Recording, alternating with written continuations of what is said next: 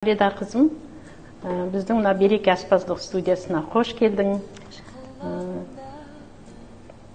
Өзіңнің жаңа білетін жеңіл тамақтарыңның бір тәсілін алып келіп тұрсың бүгін. Бізде қазақта әдемі бар кезең бар ғой, бестің шайы деген уақыт бар. Сол кезде тез дайын болатын бір тағам түрін көрсетуге келіп тұрсың.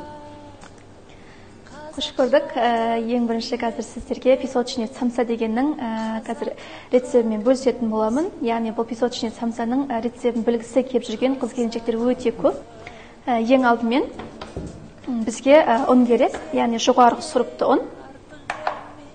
Осы ұннан 500 грамм өлшеп аламыз.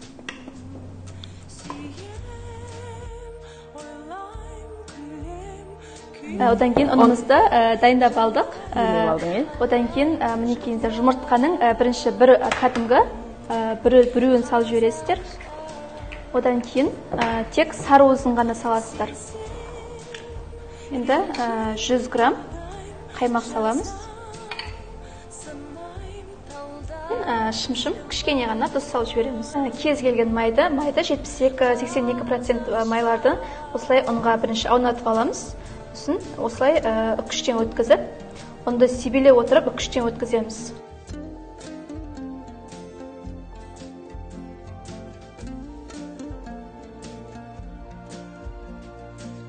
Майды үккіштен өткізіп алдық. Енді дәл осылайнан ұн мен майды араласта отырып окрошка жасап аламыз.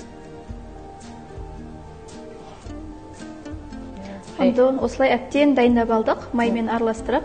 Одан кейін келесі жаңағы сметан, жұмыртқа дайындағанымызды осылай тек бұған су қосып илемейді, жаңағы дайындағанымызбен илейміз.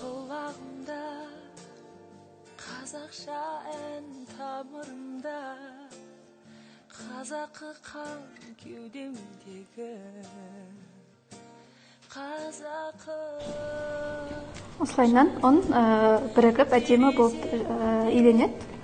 Ешқандай су қосылып иленбейді. Енді тоңазытқышқа бір 10-20 минуттай қойылады. Дайын болған қамырды тоңазытқышқа 15-20 минуттай қойып қойдық. Одан кейін әптен тыңғаннан кейін екіге бөліп жаятын боламыз.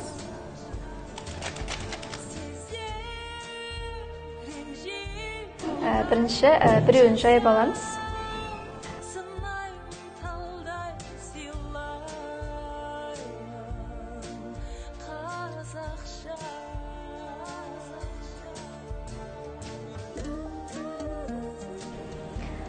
Қамырымызды осылай жайып алдық, арнайы майды ертіп алдық. Қазір осыған жағатын боламыз. Көп жағып кетсе де болмайды. Осылай чұқа қылып жағасыздар. Екінші жайған қамырды осылайнан үстіне қойып, оғанда қайталап май жағып шығамыз.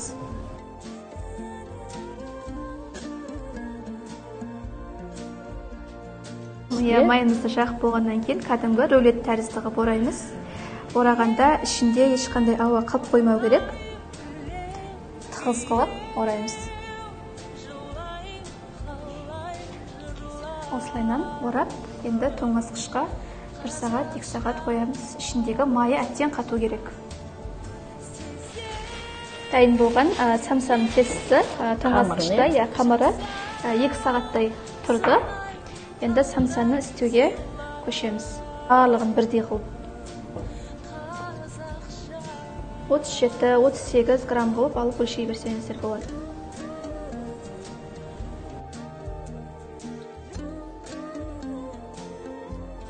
Осылай домалақтағанда жылдамдықты қажет етеді. Өйткені арасында май болғаннан кейін еріп кетеді және жайылуы ол кезде қиынға соғады. Ғана ұнға осылай малып алып жая береміз. Ішіндегі салмасына тауықтың еті және де пияз и картоп. Негізі тауықтың еті осы жаз мезгіліне жеңіл деп алдым. Өйткені ет жаз мезгіліне ауыр болып кетеді.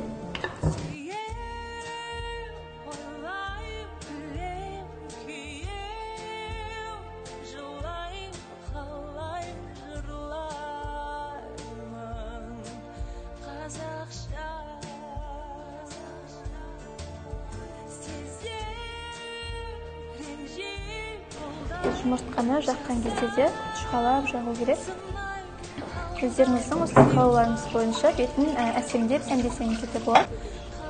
Енді осы дайын болған самсамызды пешке 150-180 градуста пісіріп аламыз.